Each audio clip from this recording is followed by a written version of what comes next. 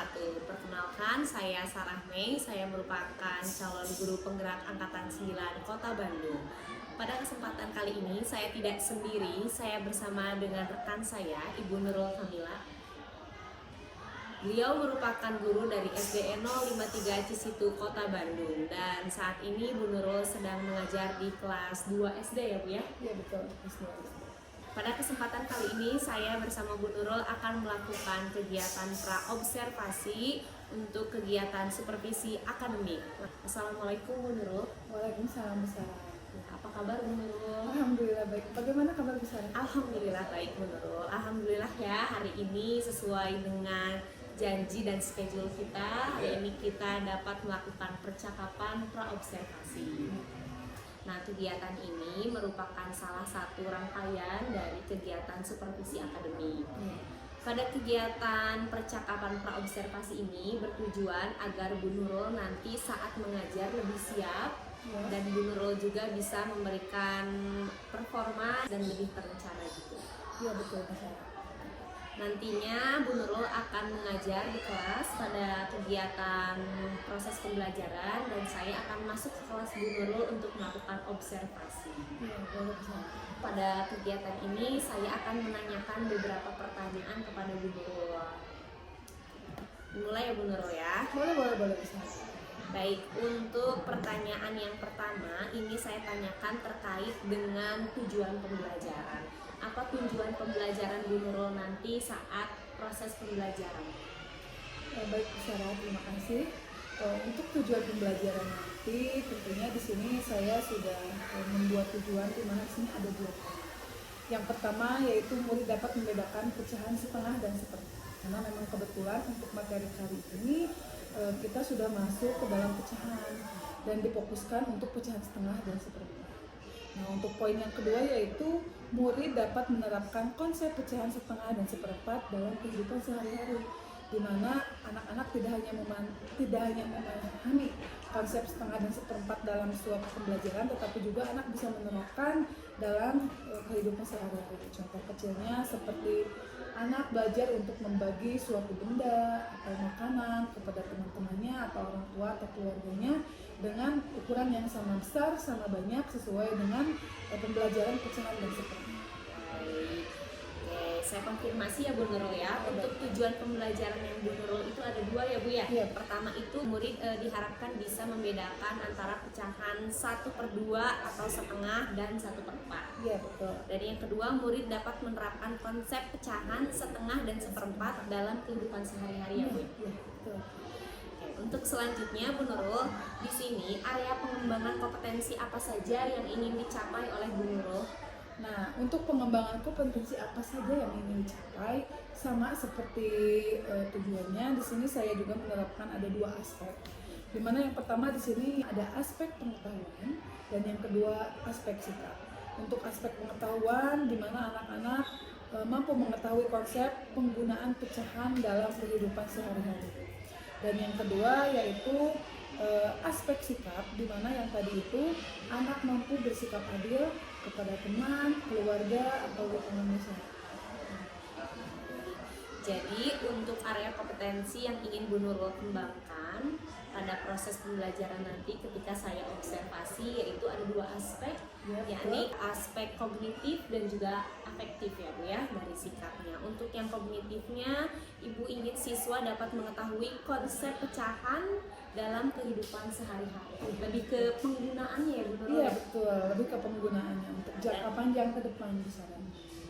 Dan untuk yang aspek afektif atau sikapnya, Ibu ingin menerapkan dan mengajarkan kepada anak-anak untuk bersikap adil ya. Baik, sangat cocok ya Bu Nurul ya, Iya, cocok diterapkan di kelas 2. Untuk selanjutnya saya akan menanyakan terkait dengan perancangan pembelajaran ya. Nah, di sini saya akan bertanya apa saja rancangan pembelajaran yang telah Ibu susun terkait dengan strategi, metode atau pendekatan yang akan Ibu gunakan saat proses pembelajaran nanti. Oke, untuk rancangan pembelajaran di mana terdiri dari strategi, metode, dan pendekatan yang akan digunakan, yaitu untuk pertama strateginya. Strateginya di sini saya akan menggunakan pembelajaran berdiferensiasi integrasi kemampuan sosial emosional. Nah, untuk metodenya di sini akan menggunakan dua metode, di mana yang pertama yaitu ada metode ceramah dan yang kedua metode demonstrasi. Dan untuk pendekatannya sendiri yaitu di sini saya akan menggunakan pendekatan kontekstual. Jadi untuk rancangan pembelajarannya sudah sangat matang ya Bu ya. Ibu akan menerapkan strategi pembelajaran berdiferensiasi integrasi dengan kemampuan sosial emosional. Ya. Lalu untuk metodenya Ibu akan menggunakan metode ceramah dan juga demonstrasi. Dan yang terakhir untuk pendekatannya Ibu akan melakukan pendekatan kontekstual. Ya. Saya pikir rancangan pembelajaran yang telah Ibu susun itu sangat bagus ya Bu ya, karena saat ini juga kita sebagai guru harus memiliki kewajiban untuk bisa memenuhi setiap kebutuhan peserta didik ya Bu ya. Dan memang strategi-strategi ini rancangan ini sudah disesuaikan dengan kebutuhan anak. Oke, untuk selanjutnya ya Bu ya. Nah, di sini kita kan untuk mengajar itu memerlukan pendukung ya Bu ya. Ya. Media pembelajaran apa yang Ibu gunakan nanti saat proses pembelajaran? Nah, untuk media pembelajaran, jelas ketika pembelajaran salah satu kewajiban seorang guru yaitu menyediakan juga media pembelajaran.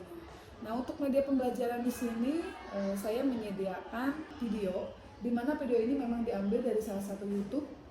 Setelah dilaksanakan, saya akan memberikan LKPD terkait materi pecahan kepada anak. Dan LKPD tersebut juga sudah saya buat sendiri dan disesuaikan dengan kemampuan dan kebutuhan anak-anak. Baik, wah luar biasa ya Bu ya, sudah sangat terencana. Jadi untuk media pembelajaran di sini Ibu menggunakan media video ya, Iya betul. dimana ini bisa memenuhi kebutuhan siswa yang memiliki gaya belajar audiovisual. Nah, iya betul. Untuk videonya Ibu mengambil dari YouTube ya Bu ya? Ya, Lalu untuk LKPD sendiri Ibu telah membuatnya. iya betul. Ibu, ini mungkin pertanyaan terakhir dari saya. Baik, Sarah. Saya ingin bertanya, nah kira-kira jadwal proses pembelajaran untuk kegiatan supervisi akademik bisa dilaksanakan kapan ya Bu ya? Baik, Sarah. Untuk jadwal itu sendiri, proses pembelajaran kegiatan supervisi ini pada hari Senin tanggal 15 Januari 2024. Nah, untuk waktunya itu sendiri yaitu pada jam ke-1 dan ke-2, yaitu pada setelah upacara tentunya. Dan untuk pelaksanaannya itu sendiri akan dilaksanakan di kelas 2D, di mana kelas 2D ini memang adalah kelas yang sudah saya pegang. Baik, saya konfirmasi ya untuk jadwalnya ya Bu Nurul ya. Nanti kegiatan supervisi akademik saya akan hadir ke kelas Ibu untuk observasi itu pada hari Senin tanggal 15 Januari 2024 pada jam pertama dan kedua setelah upacara. Iya, betul. Dan di kelas Ibu sendiri yaitu kelas 2D ya Bu ya. Pelajarannya matematika ya Bu ya? Iya, matematika. Baik Ibu, pada hari tersebut nanti saya akan melakukan supervisi akademik di mana Ibu akan mengajar dan saya datang sebagai observer. Saya akan mengamati Ibu sedang melakukan proses pembelajaran. Nanti saya juga mungkin akan mencatat beberapa temuan yang saya lihat atau yang saya temukan ketika proses pembelajaran Ibu nanti kelas. Nah, selanjutnya nanti kita akan melakukan percakapan seperti ini lagi di kegiatan percakapan pasca observasi. Bagaimana Ibu, apakah Ibu bersedia? Siap, insya Allah bersedia. Alhamdulillah. Semoga nanti pada proses pembelajarannya Bu Nurul diberikan kelancaran dan juga kesuksesan ya Bu ya. Insya Allah. Ini tuh saja pada kegiatan pra-observasi saat ini. Saya ucapkan terima kasih Bu Nurul atas waktunya. Sampai ketemu nanti di kegiatan observasi supervisi akademik. Terima kasih. Demikianlah percakapan pra-observasi pada kegiatan supervisi akademik dan kami akan melakukan percakapan lagi pada kegiatan pasca observasi.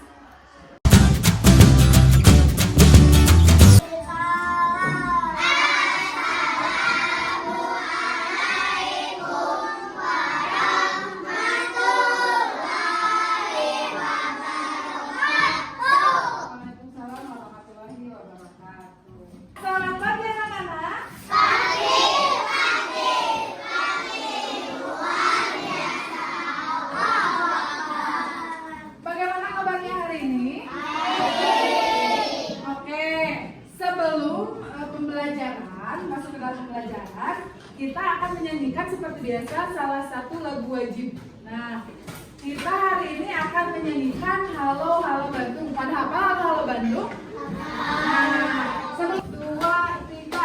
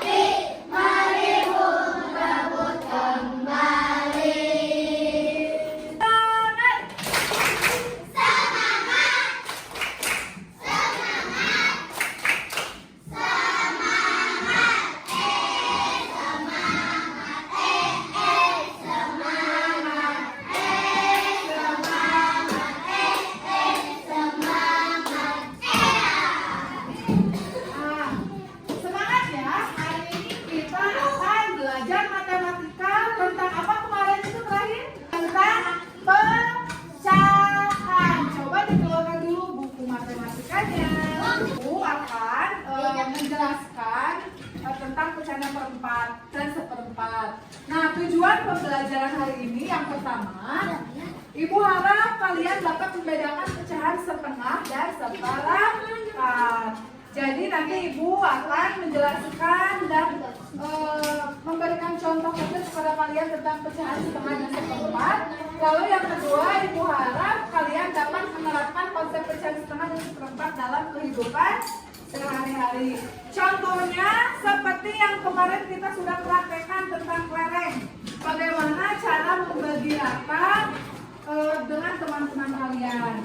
Nah, karena hari ini kita belajar tentang setengah dan seperempat, kalian dapat melihat di buku halaman 142. Di sana ada seperempat dari itu dibagi menjadi 2 bagian.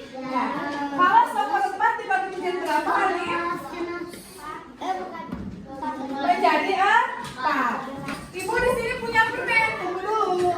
Ibu punya permen. Kita akan belajar membagi pecahan seperempat. Silakan 2 laki-laki 2 perempuan.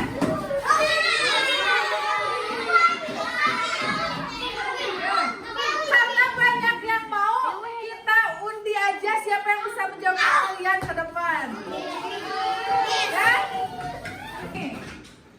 3 kali 2. Laki-lakinya udah 2. Sekarang perempuan. 5 kali 2. Nih. 1 orang lagi. Berapa ya? 3 kali 4. Sini. 3. Berapa 9 dikali 3? 18. Salah. 17. Biar pintar. 27.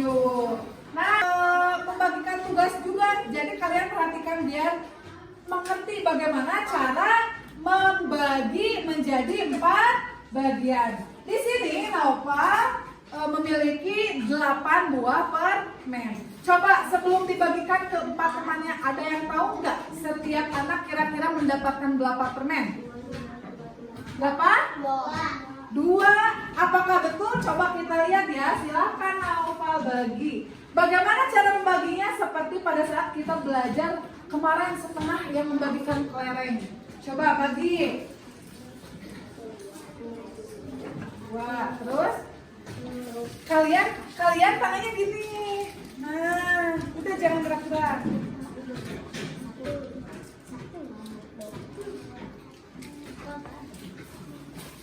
Naupalnya masih ada nggak?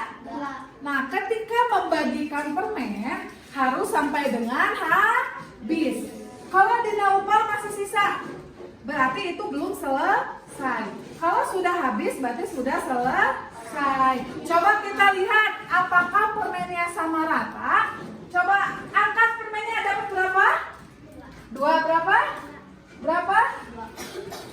Jadi tiap anak mendapatkan 2 permen. Tapi permen ini dijadikan setengah. Permennya 8. Kira-kira setiap anak mendapatkan berapa? Cung yang 4. Cung yang 5. Coba Naufal bagikan kedua temannya. Kedua temannya Hanif sama Perda. Oh, 2. Stop. Berapa dapat berapa? Dapat berapa? Di Naufal masih ada sisa nggak? Ada. Selesai belum? Belum, karena belum habis. Bagikan lagi sampai habis.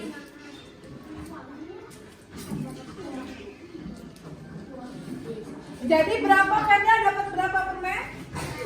4. Hanif berapa? 4. Nah, sekarang kalian coba tonton video yang akan ibu tayangkan. Sebagai contoh tadi setengah dan seperempat. Jadi kalian perhatikan baik-baik. Bagaimana kita belajar membagi dari setengah dan seperempat. Perhatikan ya, tidak ada ya ngobrol. Halo adik-adik, bersama Karita, mari kita belajar pecahan. Pernahkah kalian memiliki donat utuh? Kita akan menggunakan pecahan. Sebuah pecahan terlihat seperti ini. Tanda tanya akan diganti dengan angka. Jumlah bawah disebut penyebut. Ini menunjukkan berapa banyak bagian yang sama dari yang telah dibagi. Jumlah atas disebut pembilang mengenai pecahan.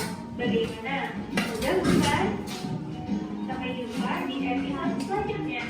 Terima kasih adik-adik. Selalu semangat belajar ya. Tadi angka yang atas itu disebut? Kalau yang bawah itu disebutnya pembilang atau penyebut? Ada yang tadi angka yang atas itu disebutnya penyebut atau pembilang?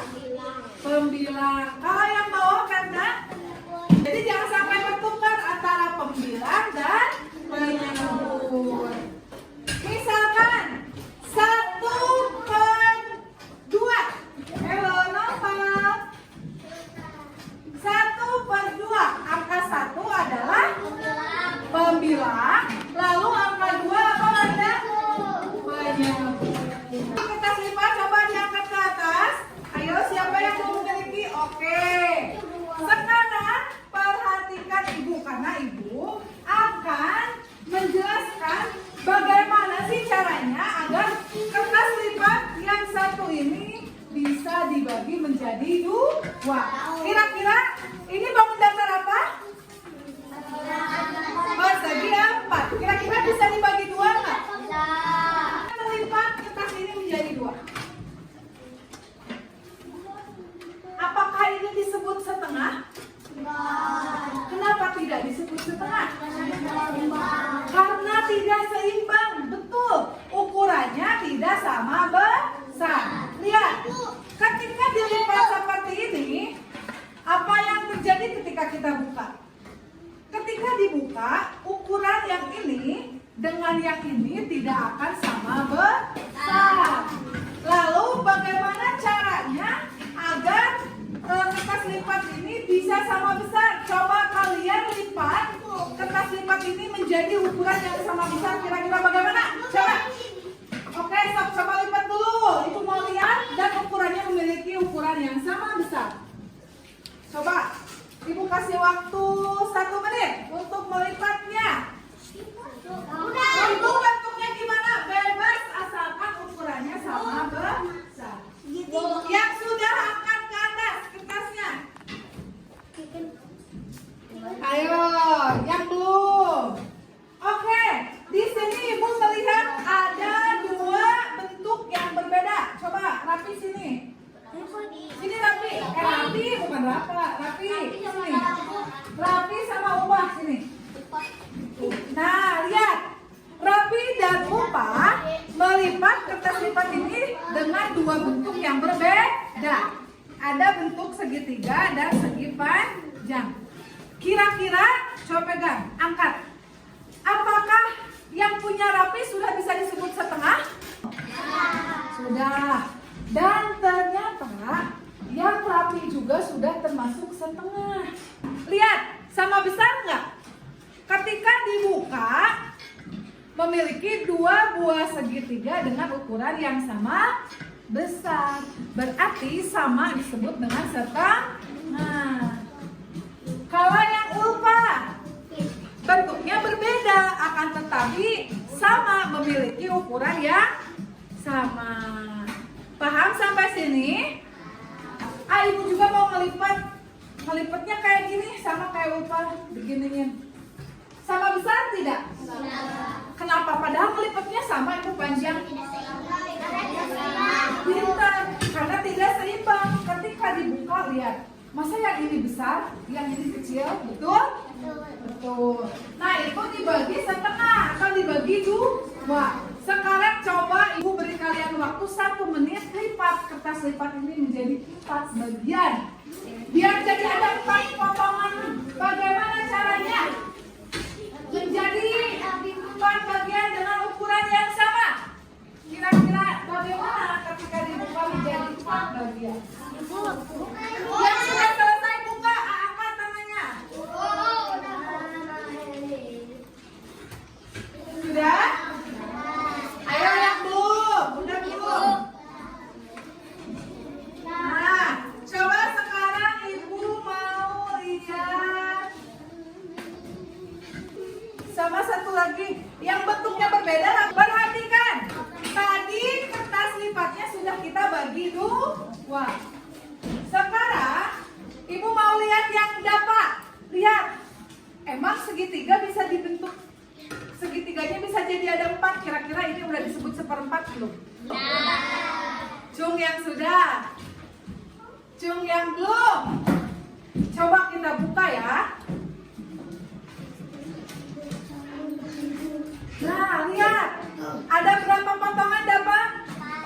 1, 2, 3, 4. Sama. Ada 4 bagian, hanya saja dengan bentuk yang berbeda. Kalau ini memiliki 4 buah segitiga, yang ini 4 buah persegi 4. Terima kasih, boleh duduk kembali. Sekarang kertas lipat yang tadi kalian lihat, ketika dibagi 2, maka kertas lipat ini akan membentuk seperti ini ya, betul? Maka kertas lipat ini ketika dibagi 2 dan digunting memiliki ukuran yang sama besar tidak? Nah, yang ini disebut 1/2 atau tadi berapa? Bukan, setengah. Nah, yang ini juga setengah. Nah, lalu ini contoh setengah, lalu yang ini 1/4. Lihat, apa namanya? Kertas ini tidak hanya bentuknya harus selalu persegi, segitiga juga bisa dibentuk dari 4 buah bangun datar segitiga. Coba kita hitung sama-sama. Ada berapa? Mau bersama-sama? 1, 2, 3, 4. Apakah ukurannya sama besar? Nah, apakah ini bisa disebut 1/4? Padahal sama-sama ada 4 bagian. Coba hitung. 1, 2, 3, 4. 4 bagian tidak? 4 bagian. Akan tetapi apakah ini bisa disebut 1/4? Coba rasanya ketika ibu membagi kue, terus dibeda-bedakan. Ada kamu main terus di dalam kelas, ibu kasih yang ukuran paling kecil. Ada Yasmin mah di kelasnya bagus, diem aja. Sama ibu dikasih ukuran kue yang paling besar. Apakah itu adil? Tidak. Apakah itu akan menimbulkan rasa cemburu? Cemburu nggak nanti?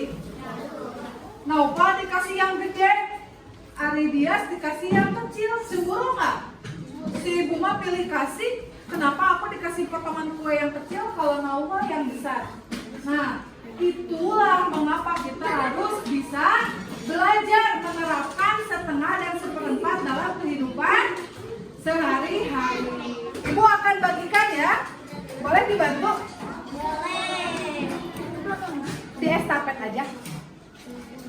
Ayo, ke kelompok.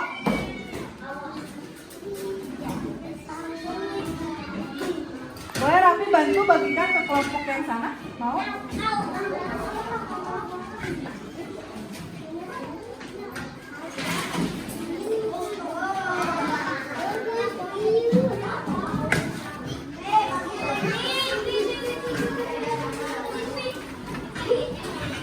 Mana pernyataan yang betul dan mana pernyataan yang salah. Kalau yang termasuk setengah kalian checklist, yang bukan kalian silang. Lalu yang ini gimana Bu? Nomor 2, lingkari kelompok benda yang menunjukkan setengah. Nah, lihat, perhatikan ke depan. Ya betul, ada di buku paket. Yang bagian A, apakah termasuk benda menunjukkan setengah? Apakah sama banyak? Berarti kalau sama banyak, kalian kelompokkan. Kalian bawa pensil warna? Nah, boleh sekarang.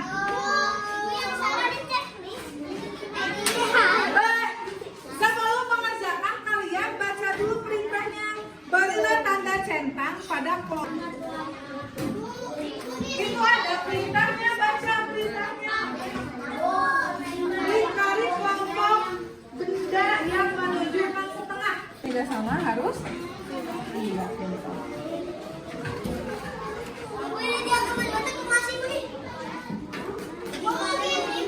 Lingkari kelompok benda yang menunjukkan setengah. Yang A ini setengah bukan? Berarti lingkari. Kalau yang C ini ya. Kalau yang C ini setengah bukan? Bukan, berarti di sini. Nah, 8 setengahnya berapa? Nah, berarti 4 bintang yang diwarnai. Ya, kan bintangnya ada berapa yang coba hitung? 8. Setengahnya dari 8 berapa? Berarti 4 bintang yang diwarnai. Nah, sekarang siapa yang mau menyimpulkan pembelajaran hari ini? Nah, coba ibu tunjuk satu orang. Mau kah? Coba, hari ini kita sudah belajar apa? Pembelajaran, belajar apa? Ya, dan kita belajar tentang setengah dan seperempat. Maka kita harus menerapkan bagaimana mempelajari setengah dan seperempat itu. Kita harus belajar adil. Jadi kesimpulannya, hari ini kita sudah belajar tentang setengah dan seperempat. Kalian bisa membedakan setengah dan seperempat sekarang? Sudah. Bisa membagi potongan setengah dan seperempat? Dan kalian bisa membedakan mana yang sama besar dan sama kecil? Berarti kalian harus bisa menerapkannya juga dalam kehidupan sehari-hari. Bagaimana membagi kue kepada teman kalian dengan ukuran yang sama besar, membagi permen kepada teman kalian dengan jumlah yang sama banyak. Jadi belajar untuk adil dan kalian belajar untuk menerapkannya di kehidupan sehari-hari.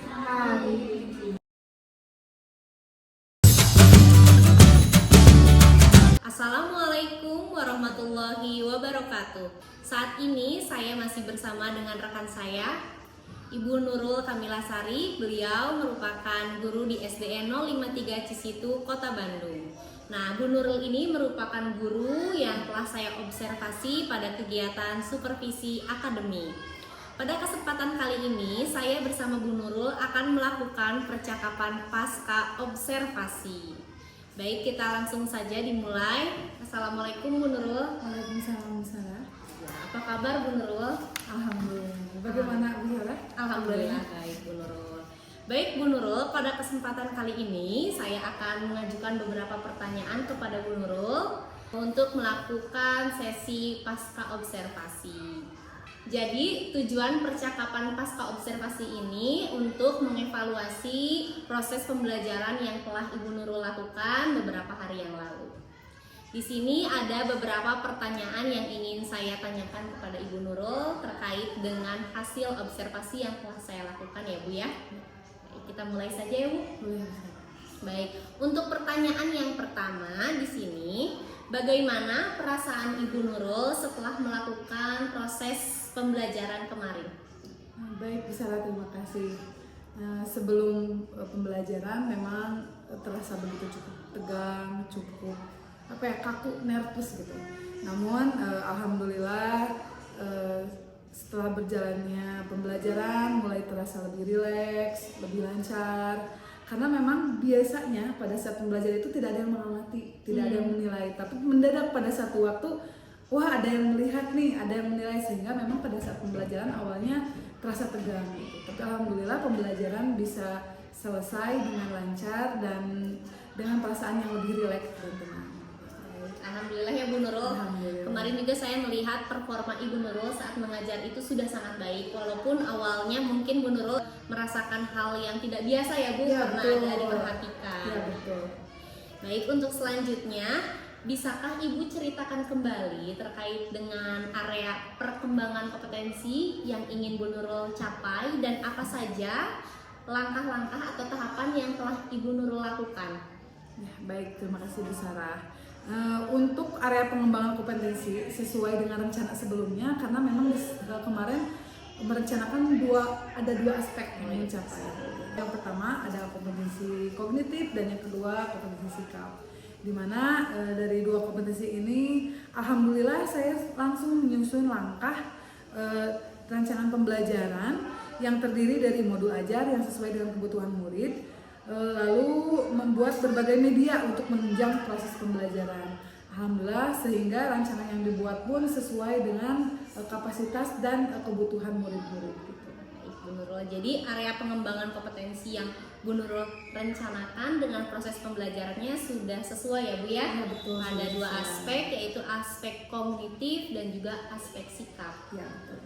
Dan untuk tahapannya itu sendiri Bu Nurul telah merancang modul, Ya. media ajar, dan juga untuk sumber ajarnya juga ya, saya lihat kemarin bahan ajarnya juga.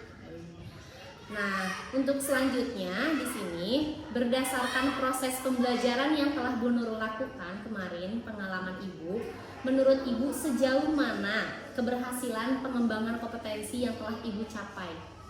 Oke Bu Sarah, menurut pendapat saya sejauh pembelajaran kemarin pada saat Bu Sarah observasi langsung ke kelas saya, menurut pendapat saya cukup berhasil.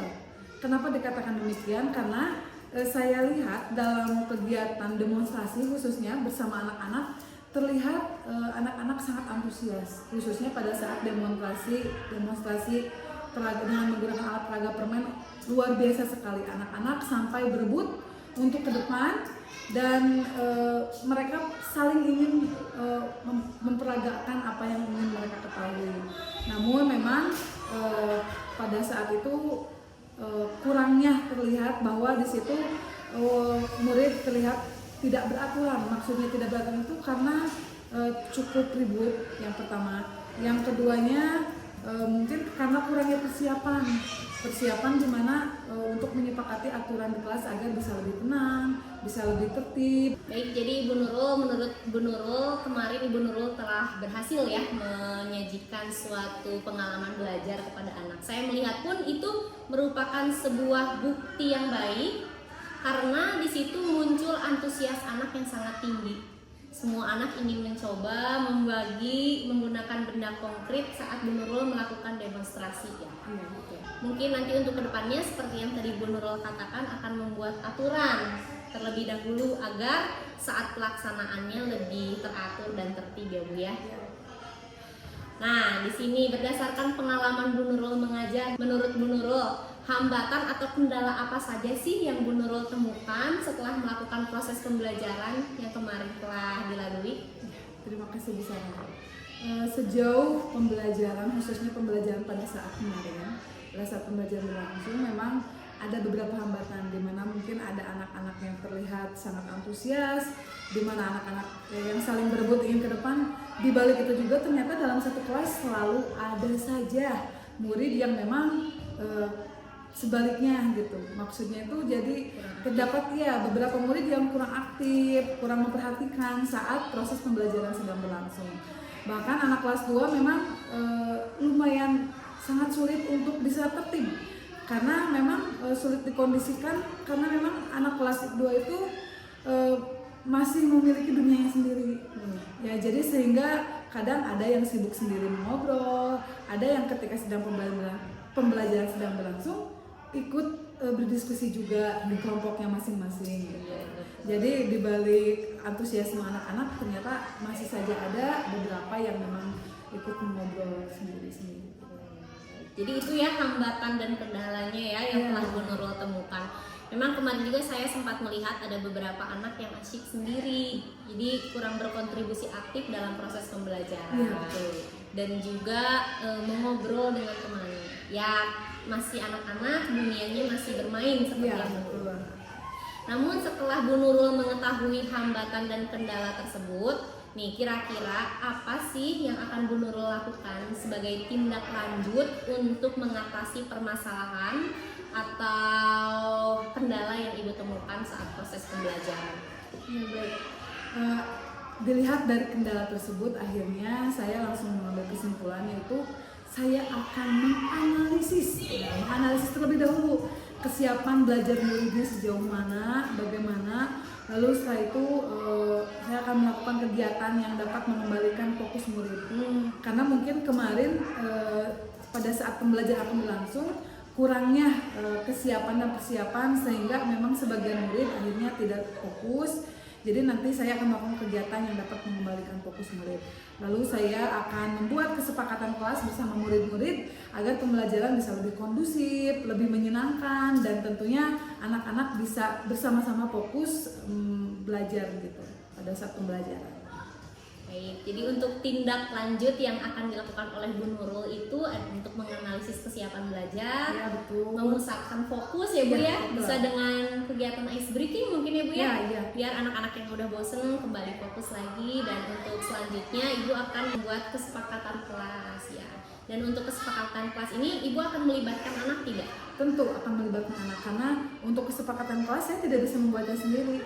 Nah, jadi untuk membuat kesepakatan kelas, anak-anak harus diajak dan kita akan menyepakati aturan seperti apa, lalu konsekuensi dari tidak mengikuti kesepakatan kelas, apakah akan ada hukuman, akan ada tindakan lanjutnya seperti apa, itu kita akan sepakati bersama-sama agar anak-anak bisa belajar lebih toleran terhadap aturan di kelas. Baik, Bu Nurul, wah sangat bagus nih menurut saya ya. Jadi dengan melibatkan anak untuk membuat kesepakatan kelas, itu artinya kita sebagai guru telah menerapkan budaya positif. Iya, betul. Jadi kita sebagai guru tidak otoriter, tapi kita juga benar-benar meminta pemikiran anak, melibatkan anak dalam akan membuat suatu keyakinan kelas ya, lebih ke keyakinan mungkin ya Bu ya. Untuk pertanyaan terakhir nih Bu Nurul, nih saya akan bertanya, kapan kira-kira Ibu akan mulai melaksanakan rencana-rencana tindak lanjut yang telah Ibu rencanakan? Oke, terima kasih Bu Sarah. Untuk tindak lanjut, untuk kedepannya pasti akan dilakukan sesegera mungkin tentunya, agar perbaikan pun bisa segera dilaksanakan, lalu pada proses pembelajaran lebih cepat, lebih baik mungkin untuk pembelajaran dan juga nanti akan lebih bisa aman dan tentram. Namun saya akan melakukan secara bertahap, disesuaikan dengan kemampuan murid, karena dilihat dari kelas pun kan anak-anaknya masih kelas 2, sehingga untuk tindak lanjut ini tidak bisa dilakukan secara sekaligus. Namun untuk tindak lanjut pasti akan dilaksanakan sesegera mungkin. Baik, jadi kalau yang saya tangkap dari jawaban Bu Nurul akan segera melakukan perubahan sesegera mungkin Ya, untuk betul. mendapatkan pengalaman belajar kepada anak yang lebih baik ya Bu Nurul ya. Namun tentunya kita harus melihat juga kondisi anak ya, jadi Bu Nurul akan melakukannya secara bertahap ya Bu Nurul ya. Baik Bu Nurul, itu mungkin adalah pertanyaan terakhir dari saya. Mudah-mudahan Bu Nurul bisa merealisasikan rencana tindak lanjut Bu Nurul dengan baik. Dan jujur saya sangat penasaran dengan perubahan-perubahan yang sungguh luar biasa yang telah Ibu rencanakan sebagai tindak lanjut atas kendala yang telah ditemukan saat kegiatan supervisi akademik ya Bu ya. Bu Nurul, terima kasih atas waktunya dari awal praobservasi, kegiatan supervisi akademik, hingga akhirnya sekarang kegiatan pasca observasi. Saya berharap semoga Bu Nurul tetap semangat, Ya, terima Bu kasih. Nurul sehat selalu, bisa menjadi guru muda yang terus menginspirasi rekan-rekan guru yang lain tentunya ya Bu Nurul ya. Terima kasih Bu Nurul. Terima kasih juga Bu Sarah. Semoga Bu Sarah sehat selalu. Amin. Berikut merupakan percakapan pasca observasi kegiatan supervisi akademik. Terima kasih. Wassalamualaikum warahmatullahi wabarakatuh.